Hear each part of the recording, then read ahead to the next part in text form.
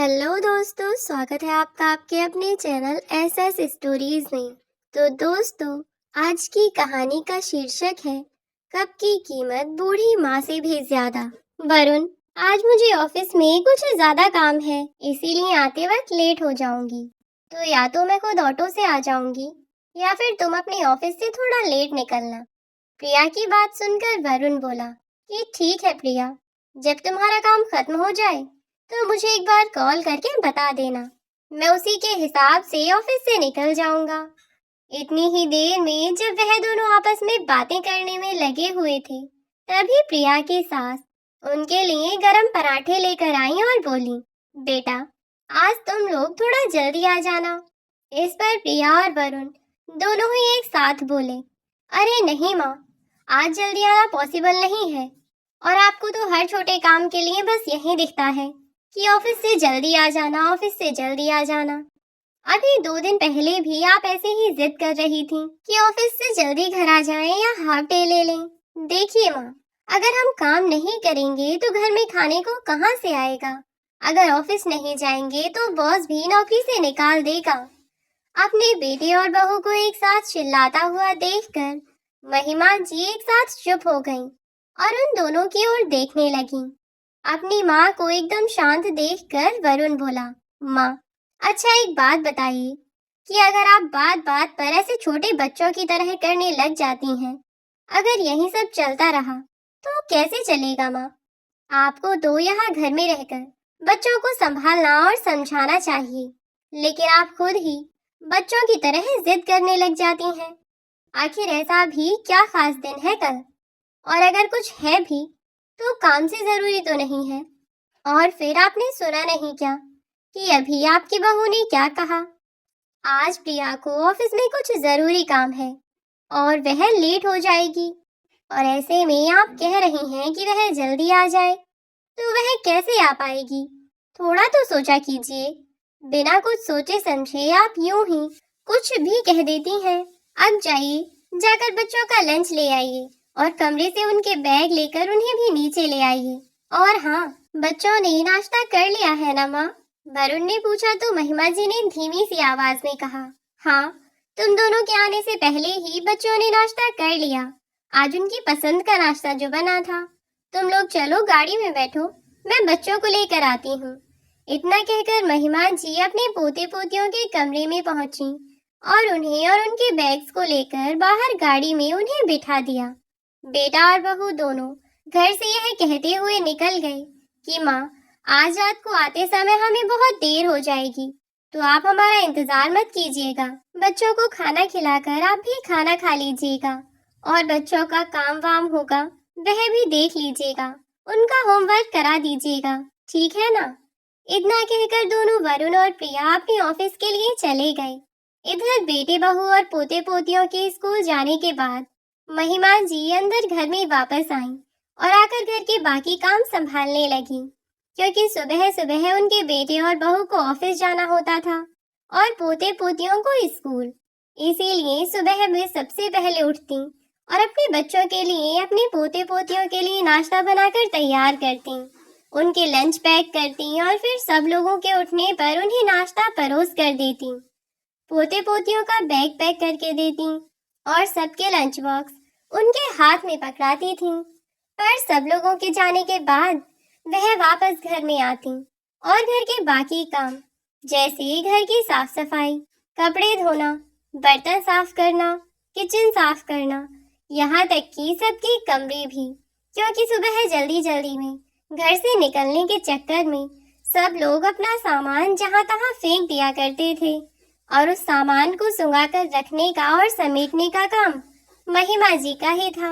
और इसी भागदौड़ में कब उनकी दोपहर हो जाती उन्हें पता ही न चलता, और दोपहर होते ही उनके पोते पोती स्कूल से वापस लौट आते, जिन्हें लेने के लिए वह बस स्टॉप तक जाया करती थी। पोते पोतियों के घर आने के बाद वह उनके कपड़े चेंज कराती, खाना पीना खिलाती और फिर उनके साथ उनके स्कूल का काम करवाती थी। सामान्य शब्दों में या सरल शब्दों में कहा जाए तो पूरे घर की बागडोर महिमा जी के ही हाथों में थी। यदि वे एक दिन कुछ काम न करें तो पूरा घर तहस नहस हो जाता। लेकिन इस बात का एहसास उनके पूरे परिवार में किसी को नहीं था, यहाँ तक कि उनके बेटे को भी नहीं। जबकि उनके बेटे को अपनी माँ को समझना चाहिए था, और अगर वह नहीं भी समझता तो उनकी बहू को कम से कम वह तो समझती। लेकिन नहीं, दोनों में से कोई भी उन्हें ढंग से समझ नहीं पा रहा था। यहाँ तक कि अब तो उनके जीवन में उन्हें सबसे ज्यादा समझने वाला उनका जीवन साथी ही नहीं रहा। 3 साल पहले ही महिमा जी के पति देवकी नंदन जी की गंभीर बीमारी के कारण मृत्यु हो गई थी। तब से महिमा जी अपने बेटे बहू के साथ ही रह रही हैं। देवकी नंदन जी जब तक जिंदा थे तब तक महिमा जी अपनी हर बात उनसे कह लिया करती थी। लेकिन जब से वह गए तब से महिमा जी तो जैसे बिल्कुल अकेली पड़ गईं। लेकिन तब उनके बेटे वरुण ने उन्हें संभाला और उन्हें अपने ही साथ शहर ले आया। शहर आकर वरुण की माँ महिमा जी अपने बेटे और बहू को अपने सामने देखकर ही संतोष कर लिया करती थी कि कम से कम ईश्वर ने मेरी जिंदगी में कोई तो सहारा छोड़ा है जीने का। तो वे लोग भी जी ही लेते हैं जिनका कोई सहारा नहीं होता। मैं तो फिर भी खुश नसीब हूँ, कम से कम मेरा बेटा और मेरी बहू तो है। और अब तो वही उनकी दुनिया थी। जब महिमा जी शहर में आई तो उस समय उनका बेटा और उनकी बहू दोनों ही नौकरी पर जाया करते थे। इसीलिए महिमा जी ने आते ही घर की जिम्मेदारियों को संभालना शुरू कर दिया। घर का खाना पीना, साफ सफाई और घर के अन्य काम जो किसी को दिखाई नहीं देते, वह सभी काम महिमा जी खुद ही किया करती थीं। अब तो उनकी वह बहू जो पहले घर पर खाना बनाकर ऑफिस जाया करती थी और ऑफिस से आकर फिर खाना बनाया करती थी, अब उनकी वही बहू खुद एक गिलास पानी लेने को भी तैयार नहीं थी। लेकिन महिमा जी ने इन सब बातों पर कभी इतना गौर ही नहीं किया। वह तो बच्चों के प्यार में आकर खुद ही सब कुछ उन्हें परोस कर दिया करती थी। उन्होंने अपनी बहू से ना ही तो कभी काम की बहस की और ना ही उससे यह उम्मीद की थी कि वह सभी जिम्मेदारियां संभाल ले। धीरे धीरे समय बीता और देखते ही देखते महिमा जी दादी भी बन गईं। उनके एक पोता और एक पोती थी। प्रिया को जुड़वा बच्चे हुए थे। उसके बाद तो प्रिया ने फुल रेस्ट किया। महिमा जी ने हर काम को इतने अच्छे से संभाला, अपनी बहू को ना ही तो किसी काम में हाथ लगाने दिया और ना ही कुछ और करने दिया। उन्होंने अपनी बहू को 1.5 महीने तक खाट से उठने भी न दिया और उसके खाने पीने का हर चीज का बहुत ध्यान रखा। और जब प्रिया थोड़ी ठीक होने लगी तो उसने अब ऑफिस जाना शुरू कर दिया। अभी तक तो उसके बच्चे छोटे ही थे, लेकिन फिर भी प्रिया ने अपने बच्चों को इतना समय नहीं दिया। हालांकि महिमा जी ने उसे बहुत समझाया कि बेटा, बच्चों को तुम जितना समय दोगी वह तुम्हारे उतने ही करीब होंगे। पैसे का क्या है, सब आना जाना है। अब तुम घर पर रहकर अपनी जिम्मेदारियां संभालो। जब भी महिमा जी अपनी बहू को यह सब बातें कहती तो वह अपनी सास से कहती कि माँ जी, मैं जानती हूँ कि घर की जिम्मेदारियां आपको संभालनी पड़ रही हैं, लेकिन इसका मतलब यह तो नहीं ना कि मैं घर के काम के लिए अपना ऑफिस, अपना करियर सब बर्बाद कर लूं। कभी कभार तो वरुण को भी यही सब बातें बताया करती कि तुम्हारी माँ को मेरा काम करना भी खलता है। अब मैं झाड़ू पोंछा के चक्कर में अपनी नौकरी छोड़ दूं क्या? क्या इन्हें नहीं समझ आता कि इतनी महंगाई में, इतनी अच्छी सोसाइटी में हम लोग रहते हैं, इतना अच्छा हमारा खाना पीना, रहना सहना सब कुछ यूं ही तो मेंटेन नहीं होता ना। अगर तुम अकेले करोगे तो कहाँ कुछ हो पाएगा। इसीलिए हम दोनों को मिलकर ही करना पड़ता है। लेकिन तुम्हारी माँ को यह बात समझ नहीं आएगी। और बस ऐसी ही बातें भी वे अपनी सास को कहा करती थी। तो इसीलिए धीरे धीरे उन्होंने खुद को समझा लिया कि वह अपनी बहू को जो कुछ भी कहेंगी वह उसकी बुरी ही बन जाएंगी। तो बेहतर है कि वह अपनी बहू को कुछ कहे ही ना। वह जो करना चाहती है वह करे। अगर वह उसे बार बार टोकेंगी तो उसे अपनी सास दुश्मन ही दिखाई देगी। इसीलिए उन्होंने अब उसे रोकना टोकना बिल्कुल बंद कर दिया था। और तब से बेटे और बहू के साथ साथ नन्हे नन्हे से पोते पोती की जिम्मेदारी भी बेचारी महिमा जी पर आ पड़ी। अब तो शुरुआत में उन्हें बहुत मुश्किलों का सामना करना पड़ा, क्योंकि बच्चे भी बहुत छोटे छोटे थे। अब वह उन्हें संभालें, घर के काम देखें। बहू ने तो बच्चों को थोड़े दिन भी समय देना जरूरी न समझा। ऐसे में महिमा जी भी अपनी जिम्मेदारी से पीछे हट जाएं, तो कौन बच्चों को देखेगा। इसीलिए वे बहुत ख्याल रखती थी उनका।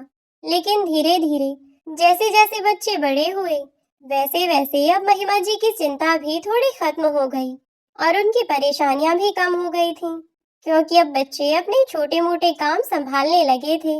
और अभी तक वरुण और प्रिया दोनों ही पहले की तरह अपने काम पर पूरा ध्यान दिया करते, क्योंकि वे दोनों ही अपने घर की जिम्मेदारियों से पूरी तरह मुक्त थे। सब कुछ उनकी माँ ने जो संभाल रखा था, इसीलिए वे दोनों अपनी जिंदगी अपनी मर्जी के मुताबिक जी रहे थे।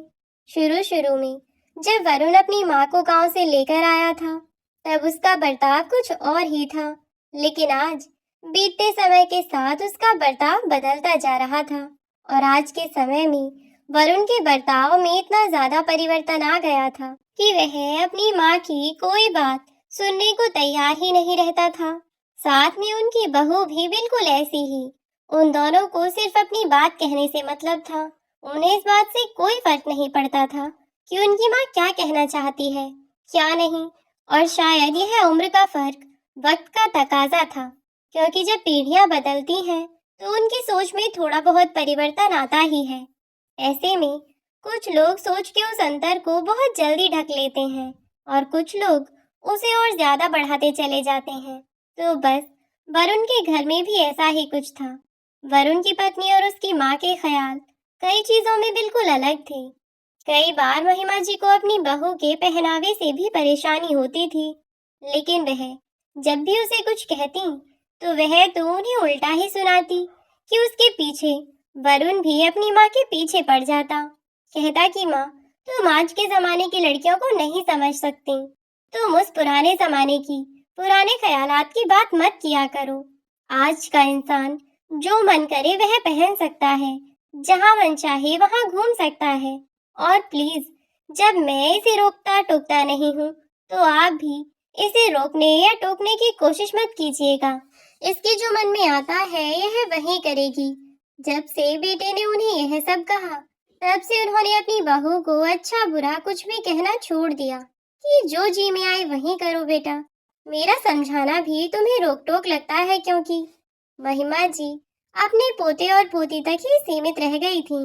यह तो अपने बेटे और बहू की भी हर जरूरत का यूं ध्यान रखती थी और जिम्मेदारी भी समझती थी। लेकिन अब उनकी जिंदगी में वह इतना दखल नहीं दिया करती थी। जब वे शहर में आई थी, तो उसके कुछ समय बाद ही वरुण ने माँ को समझाया और उनकी गांव वाली जमीन को अब तक वरुण बेच चुका था। ऐसे ही दिन बीत रहे थे और समय के साथ महिमा जी के पोते पोते बड़े हो रहे थे और वे अपने माता पिता से ज्यादा अपनी दादी को प्यार किया करते थे। और करते भी क्यों ना, जब से उन्होंने होश संभाला, तब से हमेशा ही अपने पास अपनी दादी को ही पाया था। मम्मी पापा तो बस पैसे कमाने की मशीन बन गए थे। बच्चों के लिए समय ही नहीं था उनके पास। ऐसे में बच्चों का लगाव अपनी दादी से होना बहुत साधारण सी बात थी। वैसे भी छोटे बच्चे पैसों से ज्यादा इंसान की चाह रखते हैं, और खास तौर पर तब जब मम्मी या पापा दोनों में से किसी एक के पास भी बच्चों के लिए समय ना हो। लेकिन इस सब के बाद भी वरुण और प्रिया को अपनी गलती का एहसास ही नहीं था।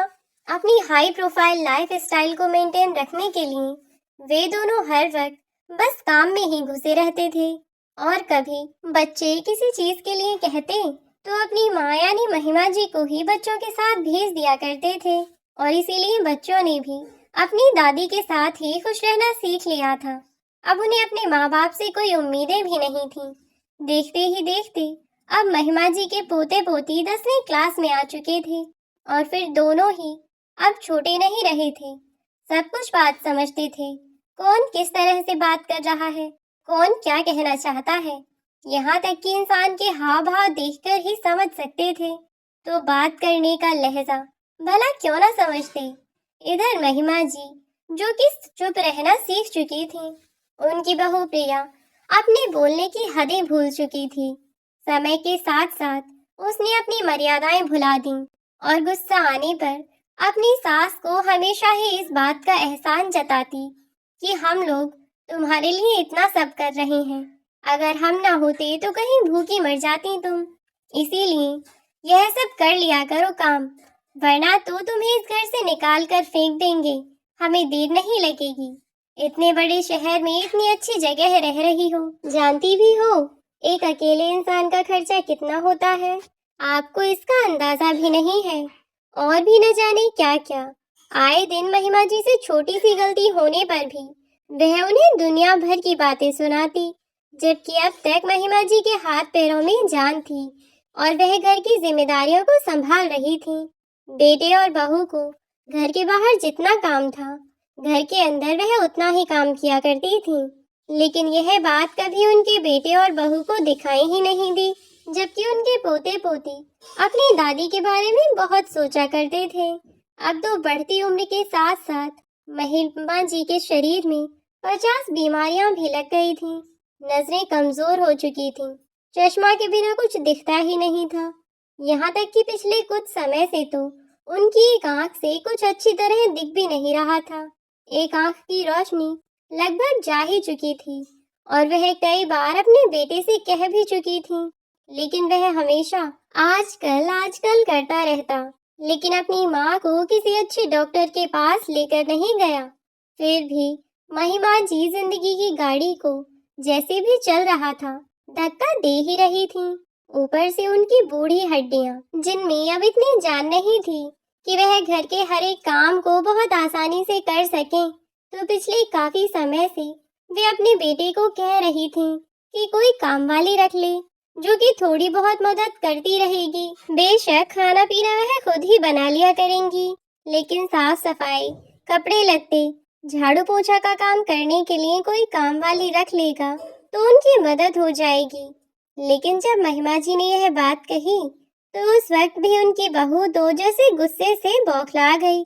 महिमा जी ने यह बात अपने बेटे से कही थी, लेकिन यह सुनते ही उनकी बहू उनके करीब आती हुई चिल्लाती हुई बोली, शर्म नहीं आती आपको? यह कहते हुए भी अकेली पूरे दिन घर में पड़ी पड़ी करती क्या है आप, जो आपसे घर के काम भी नहीं होते? आप कोई हल तो जोती नहीं है घर में, जो आपके पास घर का काम करने का भी समय नहीं है, उसके लिए भी अब आपको काम वाली चाहिए।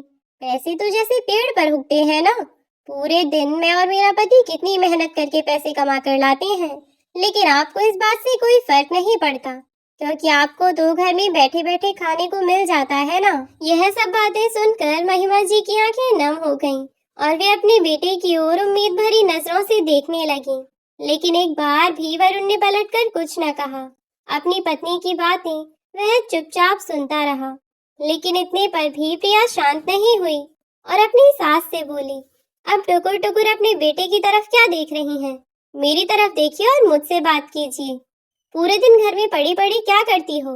2 रोटियों का काम है तुमसे वह भी नहीं किया जा रहा।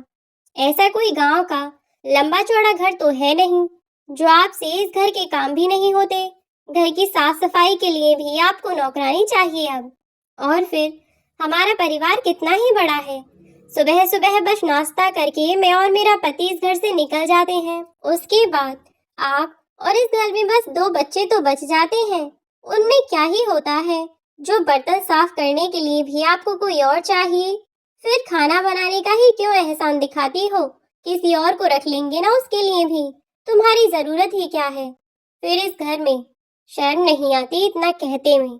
घर में पड़े पड़े खा रही हैं इतने सालों से, और काम करने की देखो। अगर इस घर में रहना है तो चुपचाप इतना काम करती रहो। अगर सब काम के लिए काम वाली ही लगानी होगी तो तुम क्या करोगी इस घर में? अपनी सास को दुनिया भर की बातें सुनाती हुई प्रिया अपने कमरे में चली गई और बेचारी महिमा जी वहीं खड़ी खड़ी रोती रहीं। लेकिन उनके बेटे ने एक बार अपनी पत्नी को नहीं कहा कि तुम ऐसा क्यों कह रही हो। रोती हुई माँ को देखकर उन्हें समझाता हुआ बोला, अरे माँ, अब रो क्यों रही हो? यह सब तो तुम्हें पहले सोचना चाहिए था। सही तो कह रही है, कितनी मेहनत से पैसे कमाते हैं हम लोग, और तुम जरा नहीं सोचती। आए दिन खर्चे बताती रहती हो, कभी यहाँ दर्द है, कभी वहाँ दर्द है, कभी यह हो गया, कभी वह हो गया। आखिर कितना खर्च कर सकते हैं हम भी? इतना कहकर बेटा भी चला गया और भीगी पलकों से वह उसे जाते हुए देखती रही और उनकी आंखों के आंसू अपने आप ही बह गए। वे खुद को संभाल न सकी कि इतना करने के बाद भी अपनी जिंदगी के इतने वर्ष अपने बेटे और बहू की सेवा करते करते निकाल दिए। लेकिन आज वे कहते हैं कि तुमने किया ही क्या है, जबकि पूरे दिन वे बेचारी आराम भी नहीं कर पाती थी। लेकिन अच्छी बात यह थी कि अब यह सब उनके पोते पोती भी देख रहे थे और समझ भी रहे थे। लेकिन अब तक वे कुछ नहीं बोले, न जाने क्या कारण था। ऐसे ही समय बीतता रहा और एक दिन घर में काम करते समय महिमा जी जब सुबह सबके लिए चाय नाश्ता तैयार कर रही थी तो नजर कमजोर होने की वजह से उन्होंने चाय का कप ट्रे की बजाय पहले ही रख दिया, जिससे वह चाय का कप नीचे गिर गया। इस बात पर प्रिया भड़क गई और फिर अपनी सास को खूब बातें सुनाई। जब प्रिया अपनी सास पर चिल्लाती रही और वे बेचारी रोती रही तो प्रिया का बेटा सुमित बोला, बस करिए मम्मी, और कितनी बातें सुनाएंगी आप दादी को। अगर कप टूट भी गया तो कौन सी आफत आ गई, नया कप आ जाएगा। और फिर ऐसा तो है नहीं कि आपके हाथ से कभी कुछ नहीं टूटा। अपने बेटे की यह बात सुनकर प्रिया जैसे ही उससे बहस करने लगी तो इतनी ही देर में प्रिया की बेटी मनु भी बोली, हाँ मम्मा, भैया ठीक कह रहे हैं, अब आप उनसे बहस मत करने लग जाइए। आपको तो फोन पर बात करते करते भी टेबल दिखाई नहीं देता और आप कई बार पानी का गिलास नीचे गिरा देती हैं। दादी से जरा गलती क्या हो गई, आप उन पर इतना चिल्ला रही हैं।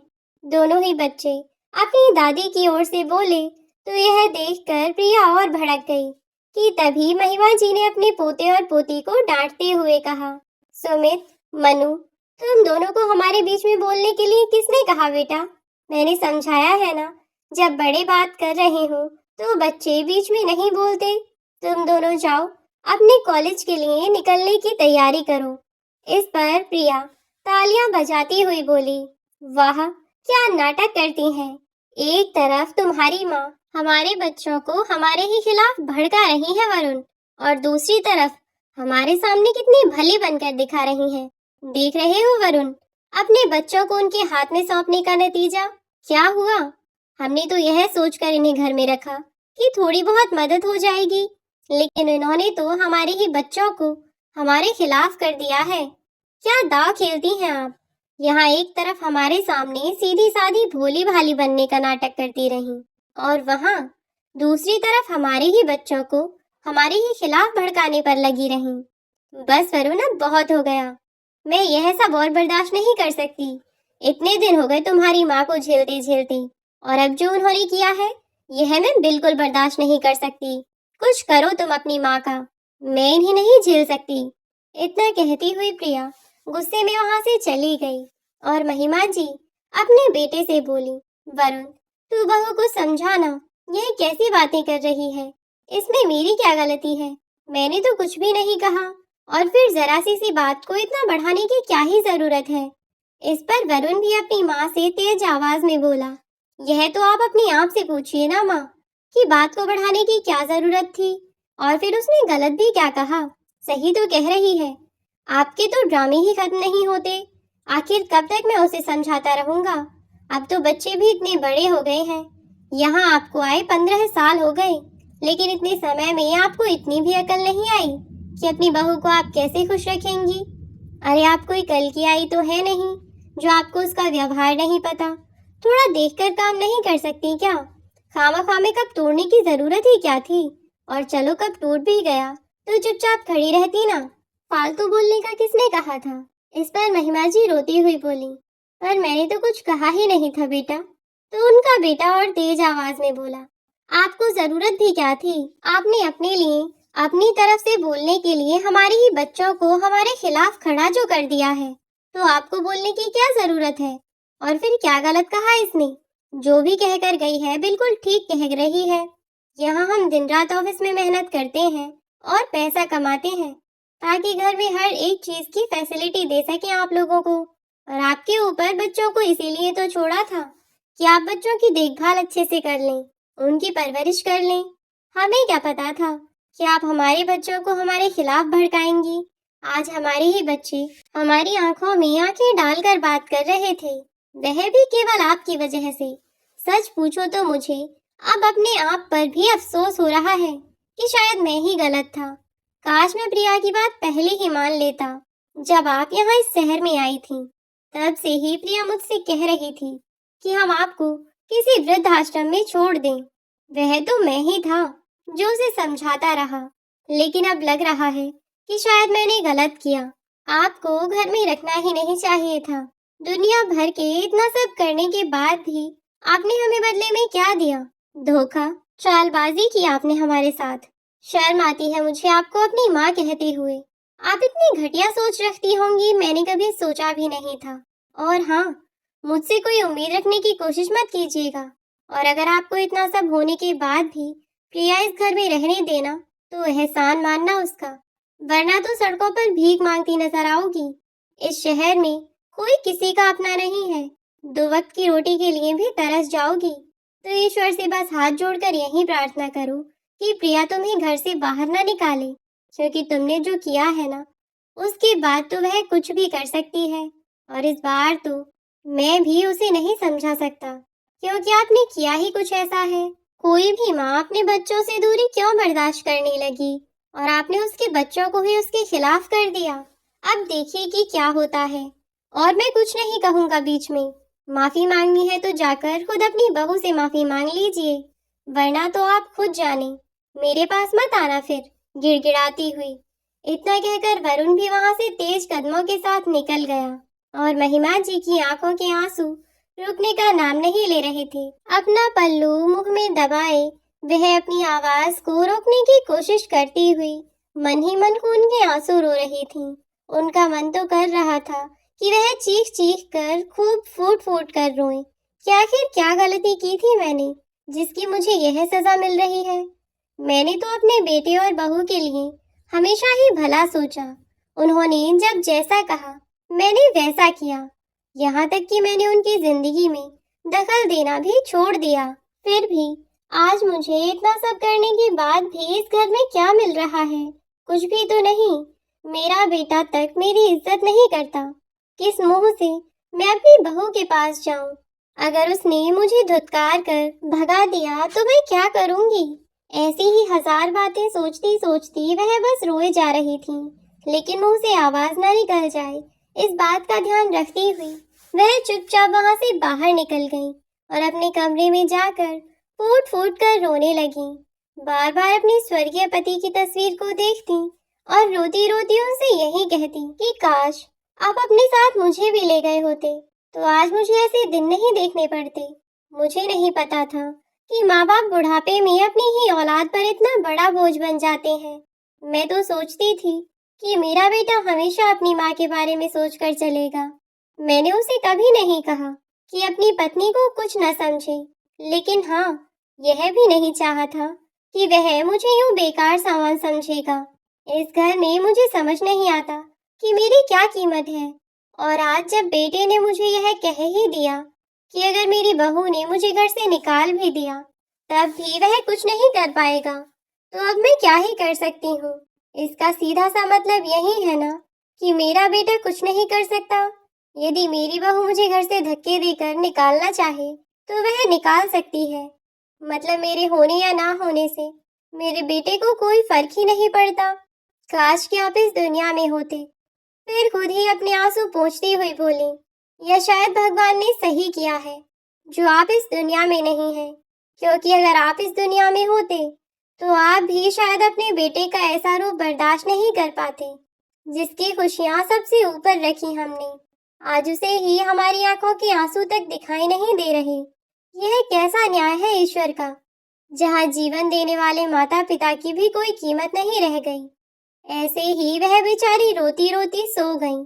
अगले दिन सुबह हुई तो उनकी बहू गुस्से में किचन में जाकर सामान पटकने लगी और तेज आवाज में चिल्लाती हुई वरुण से बोली, वरुण, जितनी जल्दी हो सके अपनी माँ के कहीं और रहने का इंतजाम कर दो, क्योंकि मैं यह सब तमाशा नहीं झेल सकती।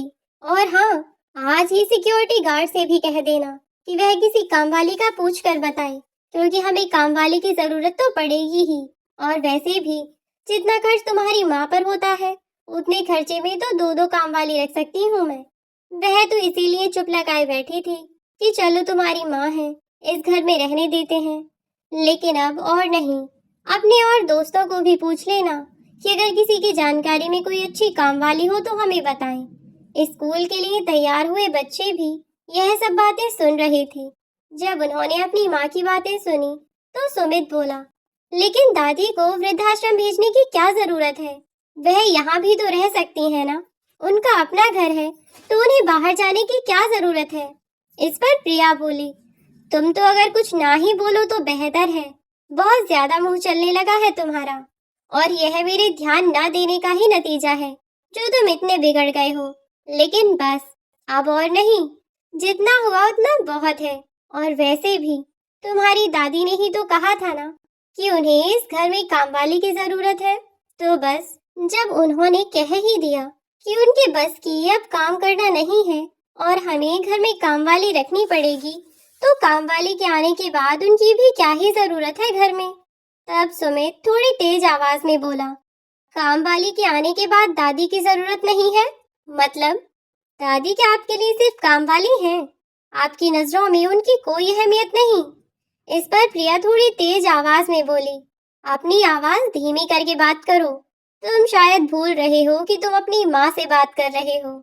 इस पर अपनी आवाज और तेज करता हुआ सुमित बोला, हाँ भूल रहा हूँ कि मैं किससे बात कर रहा हूँ। जैसे आप भूल जाती हैं कि आप किससे बात कर रही हैं, जैसे आप मुझे याद दिला रही हैं ना, वैसे ही काश आप खुद भी याद कर लेती कि बड़ों से बात करने की क्या तमीज होती है। और मुझे गलत कहने से पहले जरा अपने आप को तो देखिए कि आप कितनी तमीज से बात करती हैं दादी से। वह भी कोई आपके साथ की नहीं है, आपकी सहेली नहीं है वह, जो उनसे आप इतनी बदतमीजी से बात करती हैं। आपसे जरा तेज आवाज में क्या बात कर दी, आपके पेट में दर्द होने लगा। और दादी, दादी से तो आप कितनी बदतमीजी करती हैं। उन्होंने तो आज तक आपसे कभी कुछ नहीं कहा। जैसे ही महिमा जी बीच में बोलने लगी तो सुमित बोला, प्लीज दादी, आपको मेरी कसम, आज आप मुझे नहीं चुप कराएंगी। इतने सालों से, बचपन से मैं यही सब देखता आ रहा हूँ, पर अब मैं कोई छोटा बच्चा नहीं रहा।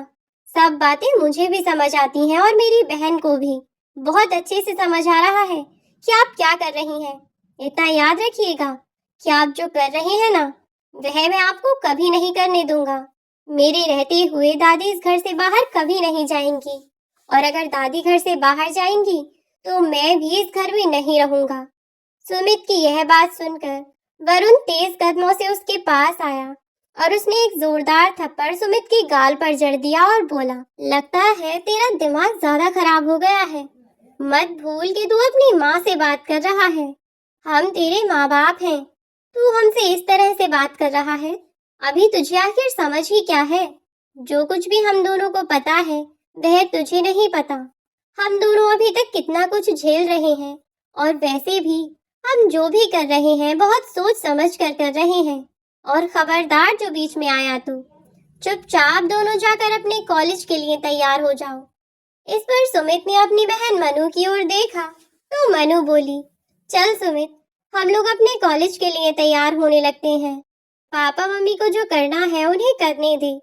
इतना कहकर मनु सुमित को अपने साथ लेकर चली गई और सुमित आश्चर्य से उसकी ओर देखता रहा कि अचानक मनु को क्या हो गया। उसने अपनी दादी के साथ माँ को बदतमीजी करते हुए देखकर भी कुछ नहीं कहा। जैसे ही कमरे में सुमित और मनु पहुंचे तो सुमित ने मनु से कहा, मनु तुम्हें हो क्या गया है? तुमने नीचे मेरा साथ देने की बजाय मुझे तुम यहाँ पर ऊपर कमरे में ले आई। तुम नहीं समझ रही मनु, माँ दादी को घर से बाहर कर देंगी। मुझे तो शर्म आती है इन्हें अपना माँ बाप कहते हुए। कैसे माँ बाप हैं जिन्हें अपनी माँ को खुद से दूर करते हुए जरा भी शर्म नहीं आ रही। और मुझे तो पापा पर शर्म आती है, अपनी माँ के बारे में वह बिल्कुल नहीं सोचते। बेचारी दादी, पूरी जिंदगी निकल गई इन लोगों के लिए करते करते, और इस उम्र में भी वह इतना कर रही हैं। यह कम है क्या? कुछ भी हो जाए मनु, मैं दादी को इस घर से बाहर नहीं जाने दूंगा। इस पर मनु बोली, सुमित, अब हम दादी को इस घर से बाहर जाने से नहीं रोकेंगे, बल्कि हम खुद दादी को घर के बाहर छोड़कर आएंगे। इस पर आश्चर्य से सुमित ने मनु की ओर देखा और पूछा, कि यह तुम क्या कह रही हो मनु। तब मनु ने सुमित को एक प्लान समझाया और अगले ही दिन वे दोनों सुबह निकलते ही अपनी दादी को घर से निकालने लगे और कहने लगे कि दादी, आज के बाद आप हमारे घर में नहीं रहेंगी, हमें अपनी मम्मी पापा के साथ ही रहना है। और हाँ, अब आप हमारे घर में कभी वापस मत आइएगा। ऐसा कहकर उन लोगों ने अपनी दादी को वृद्धाश्रम भेज दिया। न चाहते हुए भी रोती रोती महिमा जी बेचारी वृद्धाश्रम चली गईं। यह सब देखकर वरुण और प्रिया दोनों ही बिल्कुल आश्चर्यचकित रह गए, लेकिन साथ ही में वे दोनों बहुत ज्यादा खुश भी थे।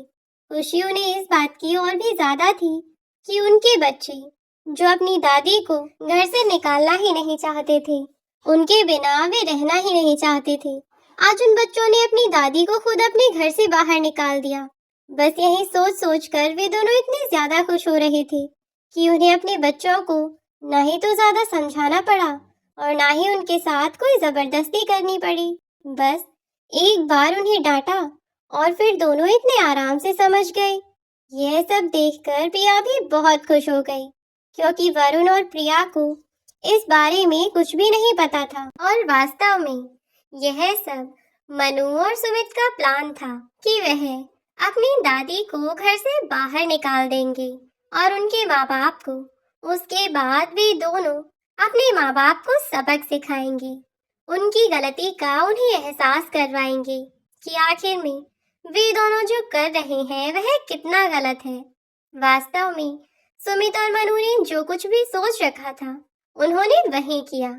अब अगली सुबह प्रिया को भी ऑफिस जाना था और वरुण को भी, लेकिन उन्हें तो वैसे ही सुबह 9 बजे उठने की आदत थी। हालांकि प्रिया ने अलार्म लगाया था, लेकिन उसके दिमाग से निकल गया कि अब उसके घर में उसकी सास नहीं रहती। 9 बजे उठकर प्रिया ने जैसे ही घड़ी देखी तो बस फटाफट दौड़ती भागती किचन की ओर गई और देखा कि किचन में तो अभी कुछ भी नहीं बना है और बनता भी कैसे।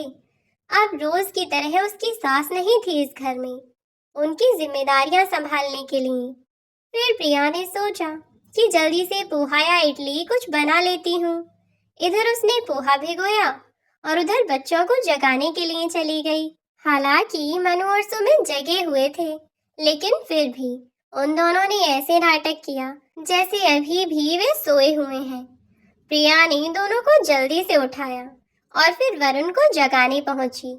जैसे ही किचन में आकर उसने पोहे बनाए तो उसने देखा कि उसने पोहा इतनी ज्यादा देर तक भिगो दिया है कि वह सारा बिल्कुल बेकार हो गया था। जल्दबाजी में जो भी जैसा भी बना, सब लोगों को उसने नाश्ते में वहीं परोस कर दे दिया और लंच तो बना ही नहीं पाई। उसमें भी वह अपने ऑफिस के लिए आधा घंटा लेट हो गई। जैसे ही प्रिया भागती दौड़ती ऑफिस पहुंची तो ऑफिस में पहुंचते ही उसे बॉस की डांट सुनने को मिली, जिसकी वजह से एक तो प्रिया का मूड वैसे ही अपसेट था, ऊपर से जैसे ही वह शाम को घर लौटी तो उसने देखा कि पूरा घर फैला हुआ है, जैसे छोटे छोटे बच्चों ने पूरा घर गंदा कर रखा हो। घर में चारों तरफ मिट्टी, गंदगी, खाने की प्लेट्स यूं ही डाइनिंग टेबल पर रखी हुई थी, सब कुछ फैला हुआ था। यह सब देखकर उसका दिमाग खराब हो गया और फटाफट वह सब सामान उठाने लगी। लेकिन इतनी ही देर में सुमित और मनु अपने ट्यूशन से वापस लौटे और बोले कि मम्मी प्लीज खाने में कुछ ढंग का बना देना, सुबह की तरह पोहे के नाम पर वह हलवा जैसा मत बना देना। इतना बुरा बना था कि खाने का मन भी नहीं हुआ। इससे अच्छा तो बाहर से लाकर कुछ खा लेते, ऊपर से लंच में भी कुछ नहीं बनाया। कम से कम दादी थी तो टाइम से खाना तो मिल जाता था। स्कूल से वापस लौटे तब भी कुछ नहीं था खाने के लिए, बाहर से लेकर खाया पूरे दिन। यह कहते हुए सुमित और मनु अपने कमरे में चले गए। प्रिया कुछ कुछ कहती रही, लेकिन उन दोनों ने उसकी बात सुनी ही नहीं। इधर वरुण आया और वरुण ने भी जब वही बात कही तो वह वरुण पर भड़क गई और बोली, इतनी फरमाइशें बताने की जरूरत नहीं है, मैं तुम्हारी कोई नौकरानी नहीं जो सुबह टाइम से उठकर मैं ही खाना पीना बनाऊं। सब करो साथ, तुम भी तो ऑफिस जाते हो ना, सुबह उठकर मेरे साथ काम क्यों नहीं करवाने लग जाते?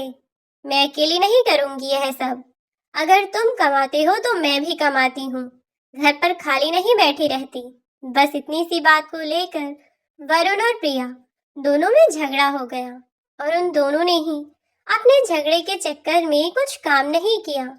और फिर रात तक जब कुछ खाने को नहीं बना और सुमित किचन में खाना देखने आया, तब उसने देखा कि अभी तक कुछ नहीं बना।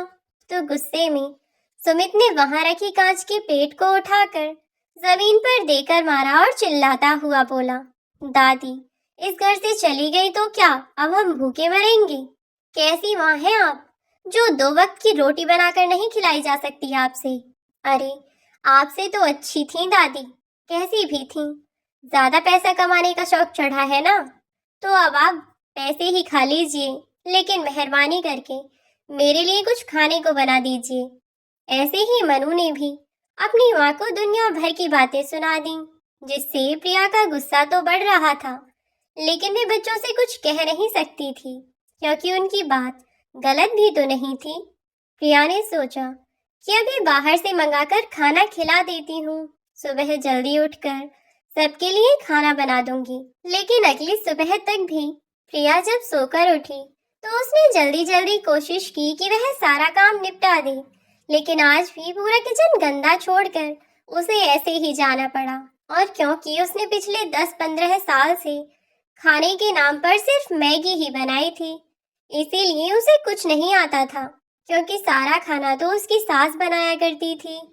अब जब प्रिया ऑफिस में पहुंची तो उसकी ऑफिस की सहेलियों ने भी जैसे ही एक निवाला मुंह में लिया तो तुरंत ही उसे डस्टबिन में थूक दिया और बोली, अरे यार, तेरी सास तो बड़ा अच्छा खाना बनाती थी, आज ये खाना किसने बनाया है? इस पर प्रिया ने कहा, क्या हुआ, खाना अच्छा नहीं बना क्या? मैंने खुद ही बनाया है। तो उसकी सभी सहेली बोली, छी यार, कितना घटिया खाना बनाया है तूने, तुझसे अच्छी तो मैं ही हूँ, कम से कम खाने लायक तो बना ही लेती हूँ। अब जब रोजाना यही तमाशा रहने लगा तो एक तो वरुण और प्रिया में आए दिन छोटी छोटी बातों पर लड़ाई होने लगी, और दूसरा प्रिया के ऑफिस की सहेली, जितनी भी उसकी सहेलियां थीं, वह सब भी उसे दुनिया भर के ताने मारने लगीं। और जैसे जैसे उन सबको पता चला कि पिछले 15 साल में प्रिया ने अपने खाने पीने का कुछ काम नहीं किया, सब कुछ उसकी सास ही किया करती थी, इतने के बाद भी उसने अपनी सास को वृद्धाश्रम भेज दिया है। तो यह सब सुनने के बाद उसके साथ की सभी लड़कियों ने उससे बातचीत करना कम कर दिया। यहाँ तक कि कुछ ने तो उसे ताने भी मारे कि कितनी बुरी है तू, इतना करने के बाद भी अपनी सास के साथ ऐसा बर्ताव। प्रिया को जब कुछ न सूझा तो उसने सोचा कि अब वह जॉब छोड़ देगी और घर संभालेगी, अपने बच्चों को संभालेगी। लेकिन थोड़े समय बाद प्रिया की बहुत कोशिश करने के बावजूद भी वह पूरे घर को अकेले नहीं संभाल पा रही थी, और ना ही अपने बच्चों को। तो प्रिया ने एक काम वाली बाई लगाने का फैसला किया। इस पर वरुण भड़क गया और बोला, एक तो मैं अकेला कमाने वाला, और ऊपर से तुम पूरे दिन घर में पड़ी पड़ी करते ही क्या हो, तुमसे घर के काम भी नहीं संभाले जाते। अरे अब तो बच्चे भी बड़े हो गए हैं, फिर भी तुम्हें काम वाली की जरूरत है। इस बात को लेकर भी दोनों में खूब लड़ाई हुई। तब वरुण बोला, क्यों, जब मैंने काम वाली के लिए कहा था तब तो तुमने साफ मना कर दिया कि अकेले उनसे घर के काम भी नहीं संभाले जाते। अब तुम कौन से काम कर रही हो? तुमने तो घर के कामों के चलते नौकरी तक छोड़ दी, लेकिन फिर भी तुम यह काम भी नहीं कर पा रही। तब सुमित बोला, वही तो पापा, समझाइए आप माँ को, घर में काम ही क्या होता है, पूरे दिन मम्मी सोफे पर बैठकर सोती ही तो रहती है ना मम्मी? यह कहता हुआ सुमित टेढ़ा टेढ़ा हंसने लगा और मनु भी उसे ताली देकर हंसने लगी। दोनों ने अपना बैग उठाया और चले गए। अब शाम को जब वरुण अपने घर वापस लौटा तो उसने देखा कि पूरा घर बुरी तरह से फैला हुआ है। यह सब देखकर एक पल को उसे घबराहट हुई कि प्रिया को कहीं कुछ हो न गया हो, लेकिन वह जैसे ही दौड़ता भागता अपने कमरे में पहुंचा तो उसने देखा कि प्रिया तो अपने कमरे में आराम से बैठी हुई है। तब उसकी जान में जान आई और राहत भरी सांस लेता हुआ बोला, प्रिया, मैं तो डर ही गया था। यह तुमने घर का क्या हाल बनाया हुआ है और यहाँ आराम से बैठी हुई हो। तब प्रिया ने वरुण से कहा कि कल तुम ही तो कह रहे थे ना कि पूरे दिन बैठे बैठे तुम करती ही क्या हो। तो मैंने सोचा कि आज मैं कुछ नहीं करती तो तुम्हें पता चल ही जाएगा कि मैं पूरे दिन क्या क्या करती हूँ।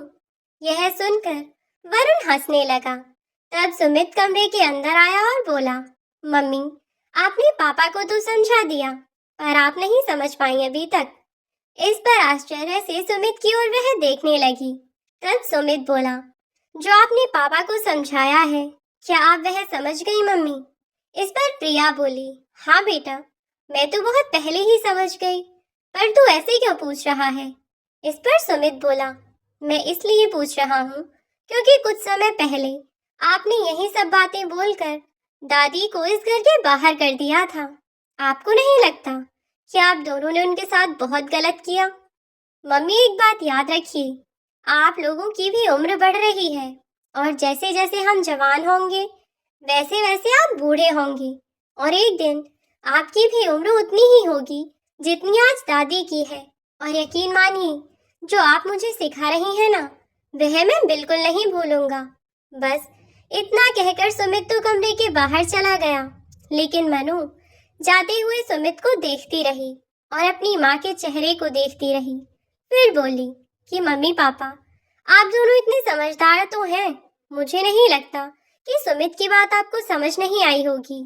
और शायद बुढ़ापे में कोई भी माँ बाप अपनी औलाद के बिना रहना नहीं चाहेंगे। ऐसे में अगर आपके साथ ऐसा कुछ हो तो आपको कैसा लगेगा? इस पर उन दोनों की ही नजरें झुक गईं। तब मनु ने अपने माँ बाप को कहा कि हम आपके बच्चे हैं, लेकिन आप दोनों ने हमें आज तक कुछ नहीं सिखाया, ना ही कभी कुछ बताया। हमें जो भी संस्कार मिले, जो भी हमें परवरिश मिली, वह हमारी दादी से मिली। आप दोनों ने क्या किया हमारे लिए? सिर्फ पैसे कमाए। पैसों से पेट नहीं भरता मम्मी, रोटी से भरता है। और हमें खाने के लिए रोटी हमारी दादी ने दी। आपने और पापा ने बस पैसे कमाए, लेकिन शिक्षा और संस्कार हमें हमारी दादी ने दिए। और अगर दादी ना होती तो आज हम भी ना होते, क्योंकि आप दोनों तो हमें किसी बोर्डिंग स्कूल में छोड़कर अपनी जिंदगी में व्यस्त होते। वह तो शुक्र मनाइए मम्मी की दादी आपको अपनी बेटी मानती हैं, वरना जैसे आपने हमेशा उन्हें अपनी सास समझा है ना, अगर वह भी आपको सिर्फ अपनी बहू मानकर रहती तो शायद आप बर्दाश्त भी नहीं कर पाती। जो आपने दादी के साथ किया, बस एक बार सोचिए ना, कल को अगर सुमित की पत्नी भी आपके साथ ऐसा ही बर्ताव करे तो कैसा लगेगा आपको?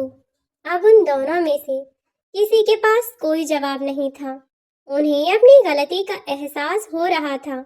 तब मनु बोली, पापा, आप दोनों ही दादी पर बरस पड़े। एक चाय का कप टूटने से आप दोनों ने उन्हें घर के बाहर निकलने की सजा दे दी, लेकिन यह नहीं देखा कि वह कप टूटा क्यों। दादी आपसे कब से कह रही थी कि उनकी एक आंख की रोशनी जा रही है, लेकिन आपने उनका इलाज नहीं करवाया। जब उन्हें ढंग से दिखाई ही नहीं देगा तो वह कहाँ से काम कर पाएंगी?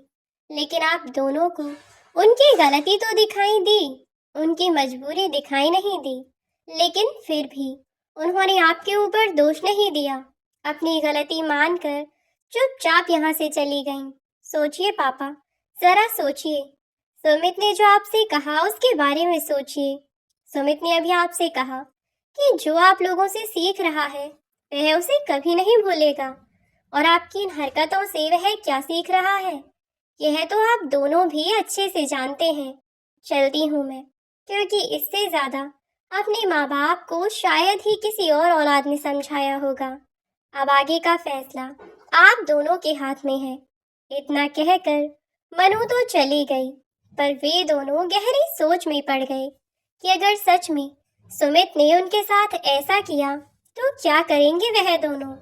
अब उन्हें अपनी गलती और अपना भविष्य साफ साफ दिखाई दे रहा था। अपने भविष्य को बदलने का उनके पास केवल एक ही रास्ता था कि वह अपने आज को बदलें, अपनी गलती को सुधारें। इसीलिए उन दोनों ने बिल्कुल भी देर नहीं की। अगले ही दिन प्रिया और वरुण दोनों ही गाड़ी लेकर उस वृद्धाश्रम पहुंचे जहां उन्होंने अपनी माँ को छोड़ा था।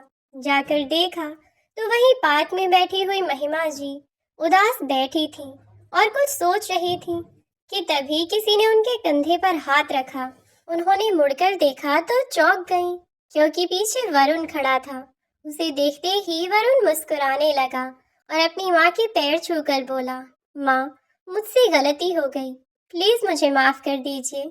मैं भविष्य में कभी ऐसा कुछ नहीं करूँगा। भूल गया था मैं कि मैं आपकी औलाद हूँ, आप मेरी नहीं, जो मैं आपको इतनी बातें सुनाऊं। मुझसे गलती हुई माँ, प्लीज मुझे माफ कर दीजिए और घर चलिए।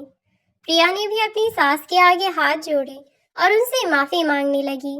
माँ जी, हमें अपनी गलती का एहसास हो चुका है, प्लीज हमें माफ कर दीजिए।